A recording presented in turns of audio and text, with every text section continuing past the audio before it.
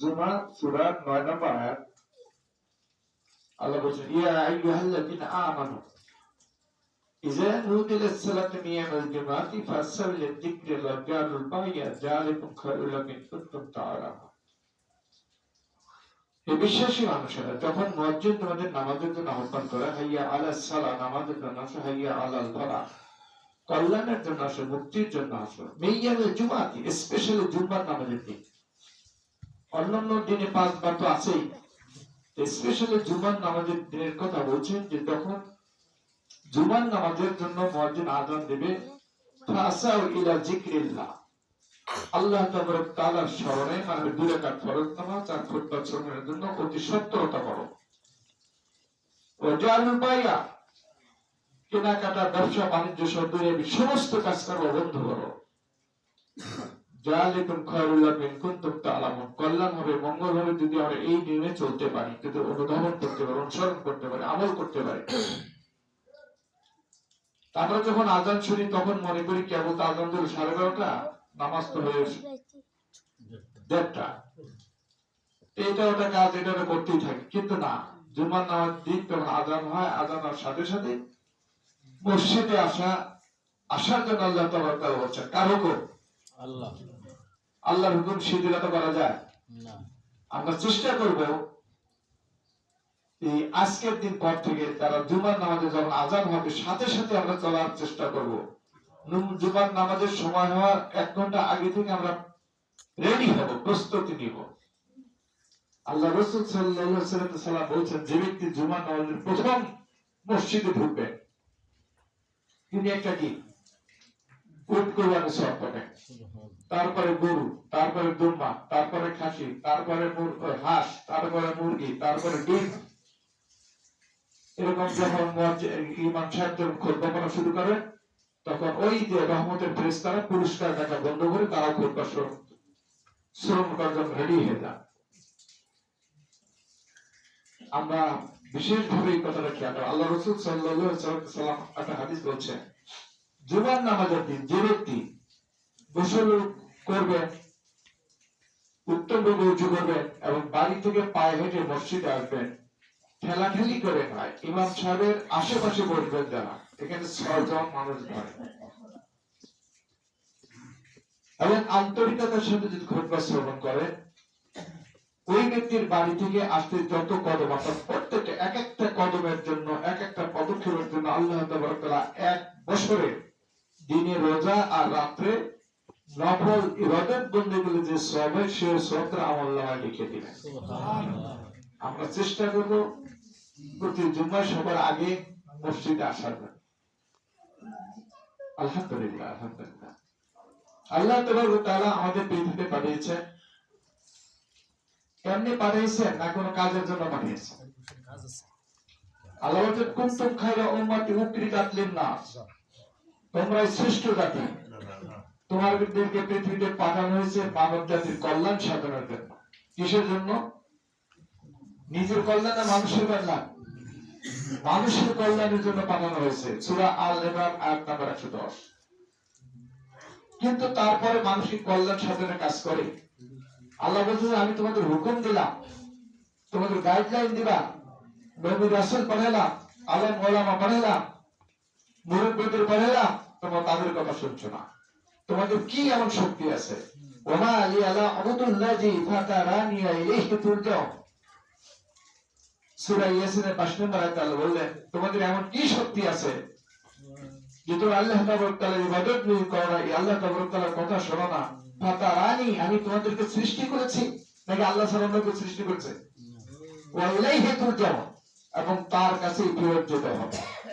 Direct সূরা বাকারার 28 নম্বর আয়াতে বললেন, কাইফা তাকফুরুনা বিল্লাহি ওয়া কুনতুম আমওয়াতান ফাহিয়াকুম সুম্মা ইউমীতুকুম সুম্মা ইউহয়িকুম সুম্মা ইলাইহি তুরজাউ।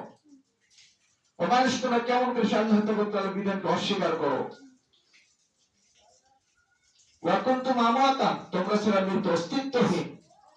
এই যে ছেলেটা আছে, কয় বছর? 7 বছর বয়স, 5 বছর, 5.5 বছর বয়স।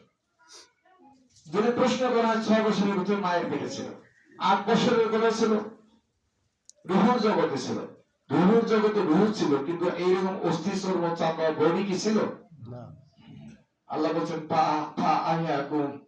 আমি তোমাদের জীবন দান করলাম, কিন্তু এই জীবনটা যথেষ্ট নয়, ইজ নট ফর এভার। কিয়ামত পর্যন্ত এই জীবনটা থাকবে না। সূরা মুলুকের 2 নম্বর আয়াতে আল্লাহ হুঁশিয়ার করে দিলেন, কি বলছেন ওইখানে? আল্লাহ তাআলা বললেন, আল্লাযী খালাকাল মাউতা ওয়াল হায়াতা লিয়াবলুয়াকুম আইয়ুকুম আহসানু আমালা। আমি তোমাদের জীবন দেওয়ার আগে মৃত্যু লিখে দিয়েছি,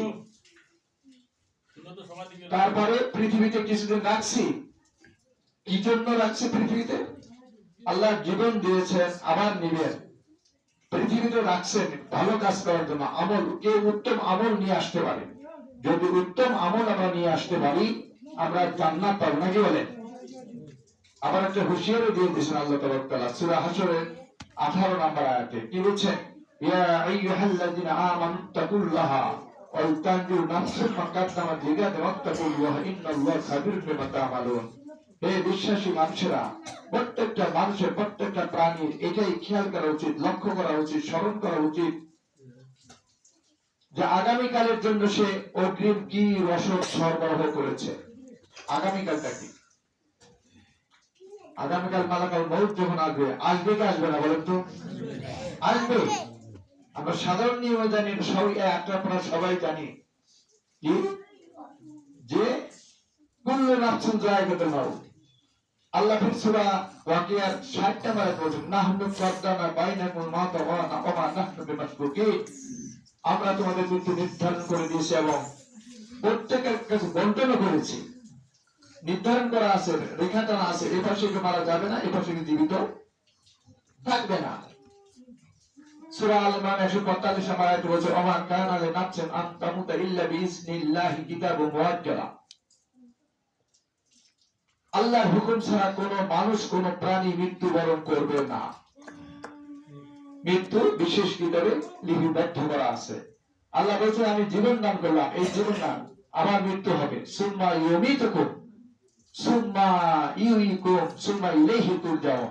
আবার মৃত্যু হবে, আবার কবরে জীবিত করা হবে, আবার আল্লাহর সামনে হিসাব দেওয়ার জন্য দাঁড় করানো হবে। আমাদের খেয়াল করা উচিত কিনা বলুন তো? অত্যন্ত দুঃখের সাথে বলতে হয়, দেখেন আমরা নামাজ, রোজা, হজ, যাকাত, এগুলা মৌলিক ইবাদত, অবশ্যই আমাদের বের করতে হবে, অবশ্যই করতে হবে। কিন্তু নামাজ, রোজা, হজ, যাকাত সরাসরি জান্নাতে নিয়ে যাবে, এই কথা কি বলা আছে কোথাও? কেউ বলতে পারবেন না। নামাজের কথা বলা আছে, as-সালাতু মিফতাহুল জান্নাহ, নামাজ জান্নাতের চাবি। আল্লাহ রাসূল সাল্লাল্লাহু আলাইহি ওয়াসাল্লাম বলেছেন, চাবির দাঁত ঠিক মতো থাকা লাগবে, কারণ সব চাবি দ্বারা সব দরজা, সব ধ্বংসের তালা খোলা যায় না। যায় কি? রোজার কথা বলছেন, যে ব্যক্তি দিনে সিয়াম করবে, রাতে কিয়াম করবেন, কাদ্দামাত আখারাতে শব্দ বলা আছে, আগের পরে সমস্ত গুনাহ কথা মাফ করে দিবেন। হজের কথা বলা আছে, যে ব্যক্তি আল্লাহর ঘর 7 বার তওয়াফ করবেন, মাকামে ইব্রাহিমে 2 রাকাত নামাজ পড়বেন, জমজম কুবের পানি পান করবেন, তিনি যত বড় পাপী হন না কেন, আল্লাহ তাবারক ওয়া তাআলা তাকে নিষ্পাপ করে দিয়ে দিবেন। আমরা যারা আল্লাহর ঘর তওয়াফ করেছি, তারা বারবার যাওয়ার চেষ্টা করা যায়নি, তারা পাক্কা নিয়ত করে, নিয়তের বদৌলতে আল্লাহ তাআলা আপনাকে আমাকে মাফ করবেন, করতে পারেন, নাকি বলেন? সে মানে বুঝতে নেই। কিন্তু একটা কাজ যদি আমরা করতে পারি, আল্লাহ তাআলা আমাদের দুনিয়া কল্যাণ দিবেন, আখিরাতে কল্যাণ দিবেন, আমাকে মাফ করবেন, আমার গুনাহ মোচন করে দিবেন, আমাকে জান্নাত দিবেন, জান্নাতে পরিজন নিয়ে বসবাস করার জন্য স্থায়ী অট্টালিকা দিবেন, আর দুনিয়ার সকল ক্ষেত্রে কি দিবেন? বিজয় দিবেন, সফলতা দিবেন। কোথায় বলছেন? সূরা সফের 11, 12, 13 নম্বর আয়াতে বলছেন, তু'মিনুনা বিল্লাহি ওয়া রাসূলিহি ওয়া তুজাহিদুনা ফি সাবিলিল্লাহি বিআমওয়ালিকুম ওয়া আনফুসিকুম যালিকুম খায়রুল লাকুম ইন কুনতুম তা'লামুন ইয়াগফির লাকুম যুনুবাকুম ওয়া ইয়াদখিলকুম জান্নাতিন তাজরি মিন তাহতিল আনহার ওয়া মাসাকিন তাইয়্যিবাতান ফি জান্নাতি আদন যালিকাল ফাওজুল আযীম ওয়া উকরা তুহিব্বুনা নাসরুম মিনাল্লাহি ফাতুন কারীম বাশশিরিল মুমিনিন। আল্লাহর প্রতি ঈমান নিয়ে আসতে হবে এবং রাসূলের প্রতি ঈমান নিয়ে আসতে হবে। আল্লাহর প্রতি ঈমান নিয়ে আসলে, রাসূল ঈমান নিয়ে আসলে, আল্লাহর বিধান, রাসূলের আদর্শ মানাবে। ব্যক্তি, পরিবার, সমাজ, রাষ্ট্র কায়েমের আপ্রাণ প্রচেষ্টা মৃত্যু পর্যন্ত চালিয়ে যেতে হবে। কিভাবে? বিআমওয়ালিকুম ওয়া আনফুসিকুম, অর্থ সম্পদের দ্বারা, ধন সম্পদের দ্বারা কিছু খরচ তো হবেই, এবং যান জীবনের দ্বারা, ব্রেন বুদ্ধির দ্বারা যদি আমরা করি, তাহলে কি জালিকুম খায়রুল লাকুম ইন কুনতুম তা'লামুন, কল্যাণ হবে, মঙ্গল হবে যদি আমরা এটা মেনে চলতে পারি। কল্যাণ কি শুধু দুনিয়া হবে? দুনিয়া এবং আখিরাত উভয় জায়গা হবে। সূরা হামিমের সিজদার 31 নম্বর আয়াতে আল্লাহ বললেন, নাহনু আউলিয়াউকুম ফিল হায়াতিদ দুনিয়া ওয়া ফিল আখিরাহ ওয়া লাকুম ফিহা মা তাশতাহি আনফুসুকুম ওয়া লাকুম ফিহা মা তাদদাউন। আমি দুনিয়া তাদের অভিভাবক হব, গার্জিয়ান হব, বন্ধু হব, এবং আখিরাতে হব। তারা মনে মনে যেটা ইচ্ছা করবে এবং যেটার জন্য আবেদন নিবেদন করবে, সাথে সাথে কবুল আর মঞ্জুর করে দিয়ে দেব। একটি কাজ, সেটা আল্লাহর বিধান কায়েমের চেষ্টা করতে হবে। এবং এটার জন্য কি দুনিয়ার কল্যাণ, আখিরাতে কল্যাণ দিলেন। আল্লাহ বলছেন আমি আরেকটা জিনিস দেবো, কি? ইয়াগফির লাকুম যুনুবাকুম, তোমাকে মাফ করব, তোমার গুনাহ মোচন করে দিয়ে দেব। আল্লাহ বলছেন না, আমি কল্যাণ দিলাম, মঙ্গল দিলাম, তোমাকে মাফ করলাম, তোর গুনাহ মাফ করলাম, আরেকটা জিনিস দেবো, কি? ইউদখিলকুম জান্নাতুন তাজরি মিন তাহতিল আনহার, এমন একটা জান্নাত আল্লাহ তাআলা দিবেন, যার খুঁটিবিহীন জান্নাত, তলদেশের ঝর্ণা দ্বারা প্রবাহমান।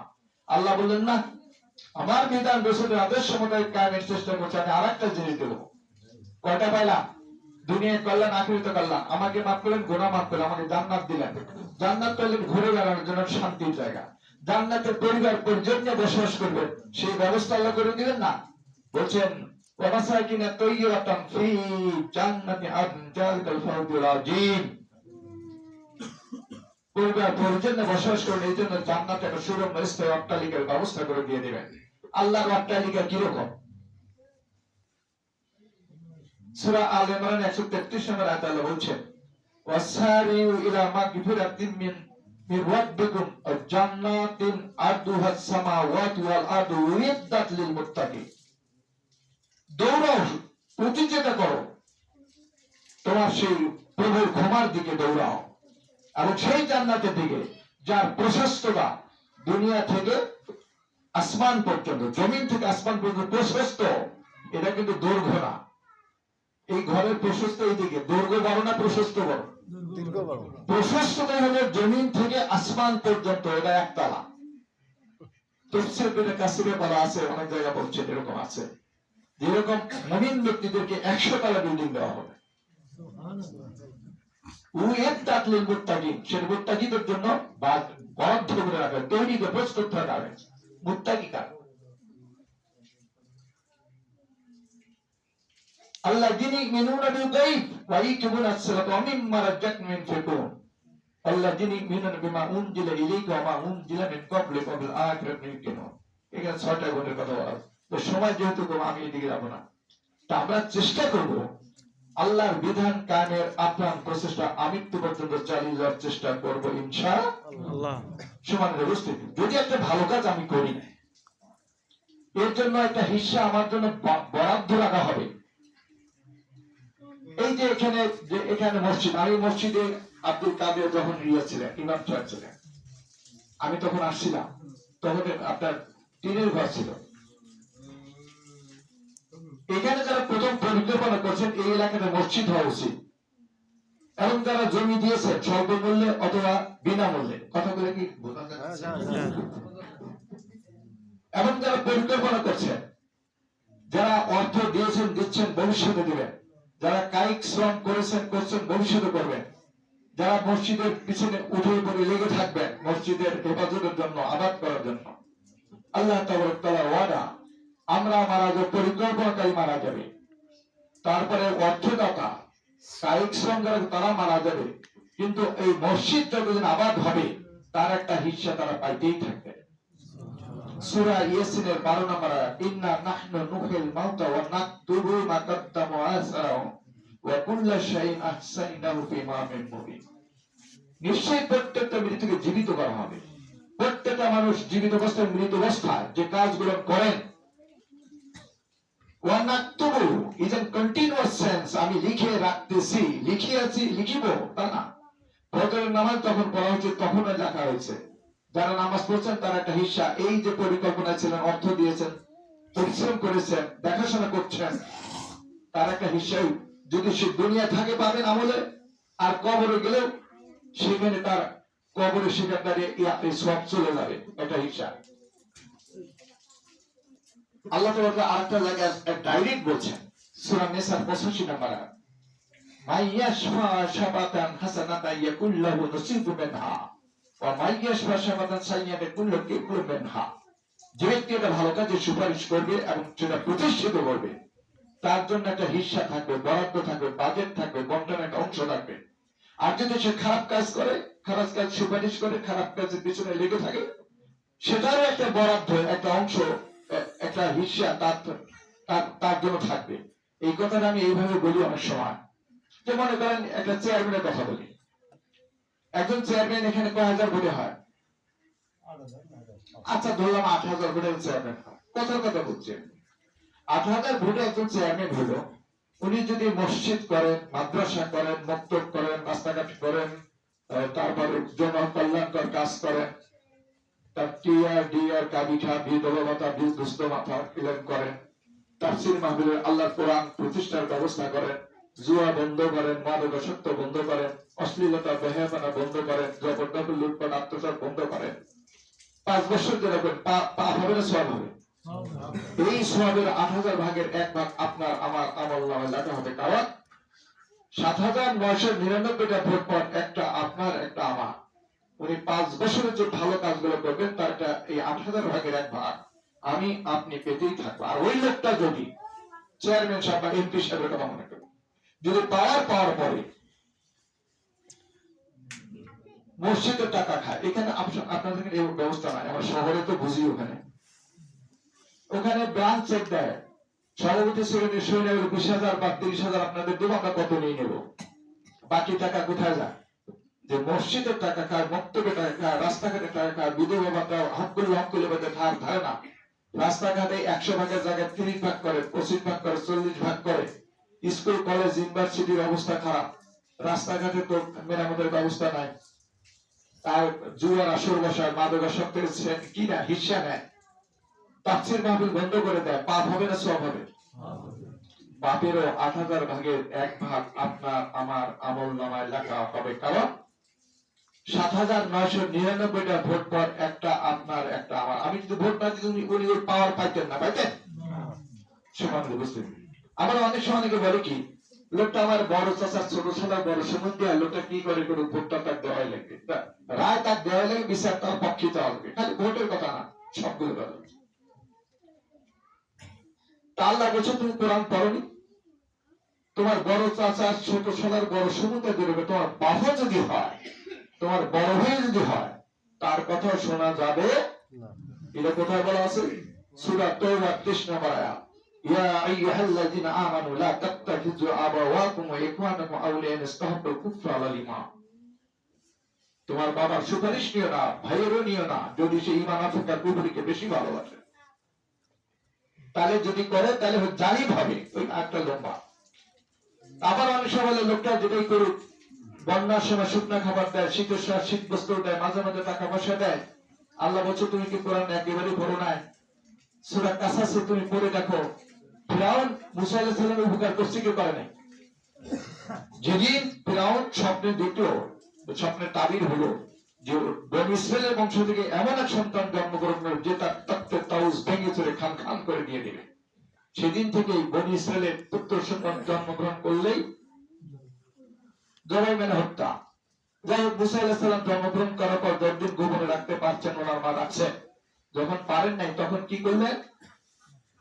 সিন্ধুকের মতো একটা নৌকা বানায় কোথায় দিলেন? নদীর ভাষায় দিলেন, নদীতে রাখে। আর ওনার বোনকে বললেন তুমি পাহারা দিবা, এটা কোথায় যায়, কি হয়, কি পণ্ডিত হয় দেখবা। যাইতে যাইতে সিন্ধুক কোথায় চাপছিল?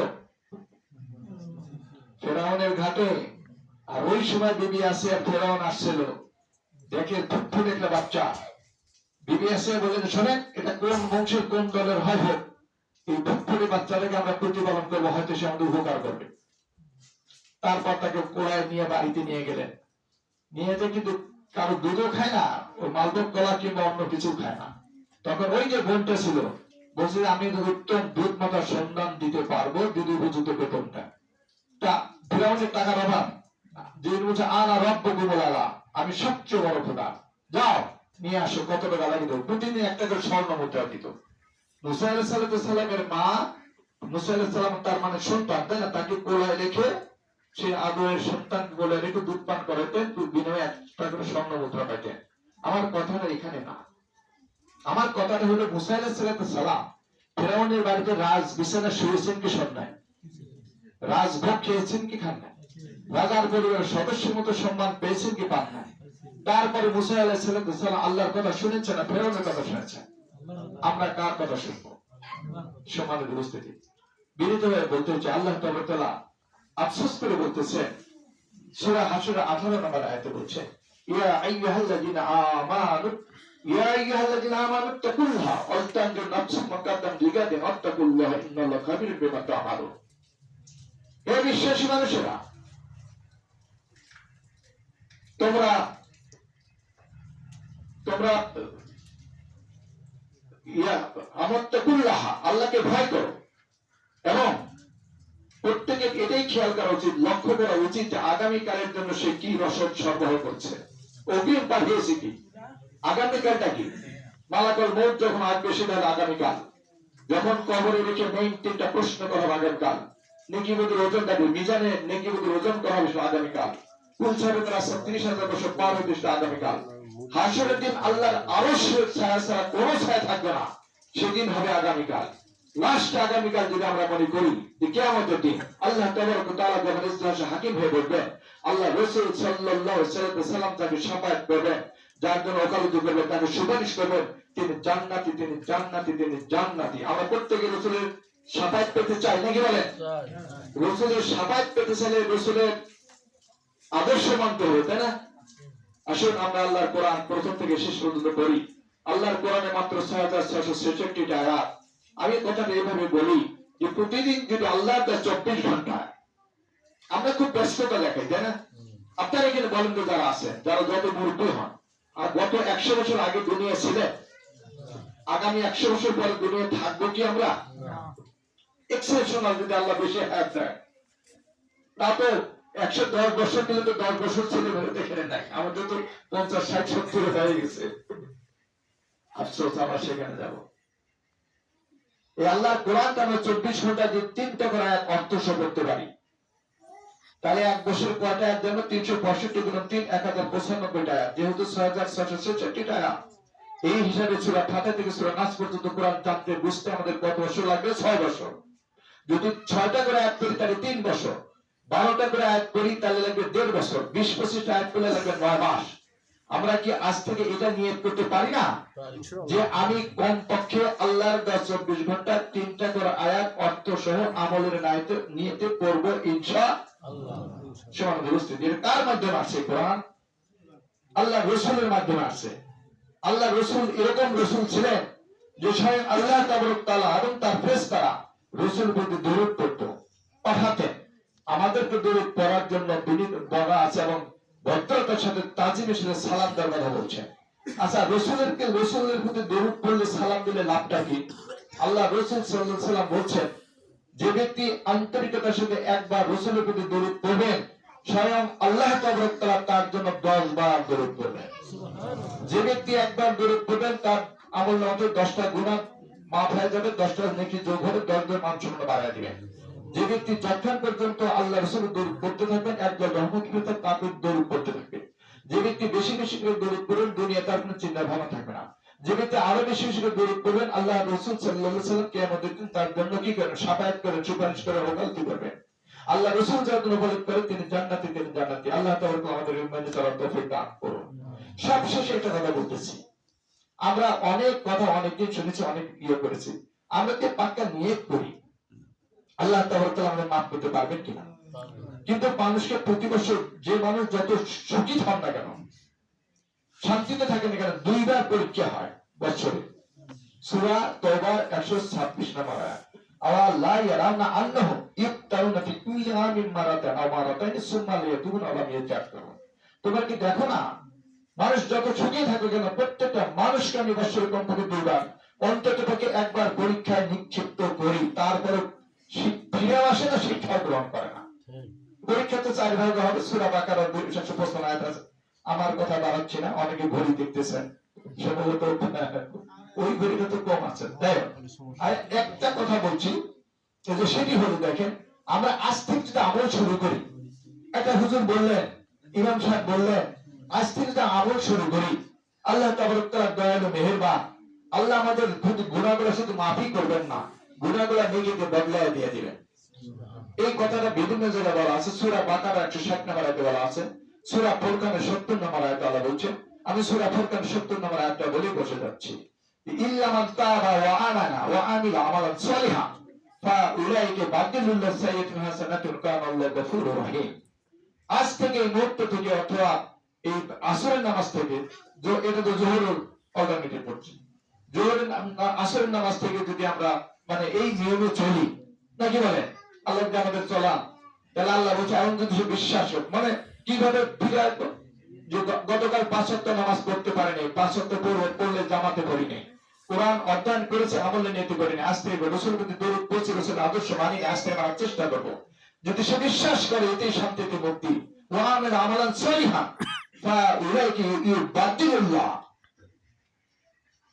এই ভালো আমল করা শুরু করে দিও, এবং আল্লাহ বলেছেন আল্লাহ বদল করে দিবেন, চেঞ্জ করে দিবেন, রূপান্তরিত করে দিবেন কি পাপ। আমি কথাটা এই বলি যে হুজুর আছেন, হুজুরা জীবনে পাপ কম করছেন, নেকি বেশি করছেন, তাই না? আর আমরা সাধারণ মানুষ পাপ বেশি, অবশ্য আপনারা আপনাদেরটা বাদ, সাধারণ মানুষ আমরা পাপ বেশি করেছি। তা ধরে নিলাম হুজুর আমার পাপের চেয়ে হুজুরের নেকির চেয়ে আমার পাপ 5 গুণ বেশি। কয় গুণ? আল্লাহ তাবারক তাআলা যে 5 গুণ পাপ নেকিতে বদলায় দেয়, শুধু ফেলায় দিবে না, পুড়ে ফেলবেন না, যদি চেঞ্জ করে দেয়, রূপান্তরিত করে দেয়, অল্টার করে দেয়, হ্যাঁ। আর জন্মের পর থেকে কিছু ভালো কাজও তো করেছি, নাকি বলে হুজুরা? এই ভালো কাজ বা নেকির কাজগুলো যোগ করে দেয়, 5 গুণ পাপ যদি নেকি হয়, আর নেকি গুলো যদি যোগ করে দেয়, ছোটখাটো হুজুরের চেয়ে আমার আপনার নেকি বেশি হবে না কম হবে? আল্লাহ তাবারক তাআলা আমাদের এই নিয়মে চলার তৌফিক দান করুন। মুমিনদের প্রত্যেকটা কাজ ইবাদত গণ্য হবে, যতক্ষণ পর্যন্ত মুমিনদের প্রত্যেকটা কাজ ইবাদত গণ্য হবে না, ততক্ষণ পর্যন্ত জানবেন যে আমি পূর্ণাঙ্গ ঈমানদার না। Each and every duty of our life can be ibadat if it is done in accordance to the order of Allah and Prophet Muhammad sallallahu alaihi wasallam. আমাদের প্রত্যেকের ইবাদত গণ্য হবে, কথা বলা, কথা শোনা, ঘুম করা, হাঁটা চলা, কাজ করা, দুনিয়াবি কাজ করা, পড়ালেখা করা, বাজার ঘাট করা, দোকানপাট করা, ক্রয় করা, বিক্রয় করা, যদি সেখানে আল্লাহর সন্তুষ্টি থাকে, রাসূলের আদর্শ থাকে, প্রত্যেকটা জিনিস সওয়াবে আল্লাহ তাবারক তাআলা গণ্য করে দিবেন।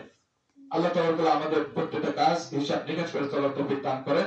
আমি অ্যাডভোকেট ইয়াসিন আলী সরকার, আমাকে অনেকে চিনেন আর অনেকে চিনেন না, আমি আমার কথা বাড়াচ্ছি না, আপনাদের দোয়া চেয়ে আমার কথা শেষ করছি। আসসালামু আলাইকুম ওয়া রাহমাতুল্লাহি ওয়া বারাকাতুহু।